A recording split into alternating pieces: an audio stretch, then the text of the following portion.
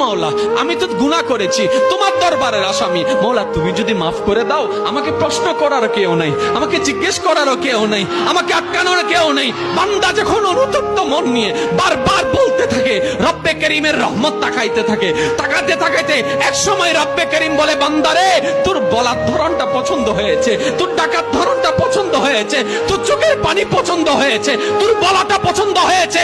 এবার মওলা বলে, আমি তোর সারা জীবনের কত গুনাহ করছিস? বান্দা বলে, মওলা 40,000 পার হয়ে গিয়েছে। কেউ বলে যে মওলা পাহাড় পরিমাণ হয়েছে, কেউ বলে যে মওলা আসমান পরিমাণ হয়েছে। এবার মওলা বলে যে আমি মাফ করে দিলাম, আমি মাফ করে দিলাম, আমি মাফ করে দিলাম, আমি মাফ করে দিলাম, আমি মাফ করে দিলাম, আমার বান্দাকে আমি মাফ করে দিলাম। ফেরেশতা বলে, মওলা এত বড় গুনাহগার, এত বড় আসামি, হাজার গুনাহগার, হাজারটা গুনাহ তওবা করেছে একবার, মাফ চেয়েছে একবার, তুমি মাফ করে দিলা, তুমি মাফ করে দিলা। রব্বে করিম বলে, মাফ করবো না তো কি করব?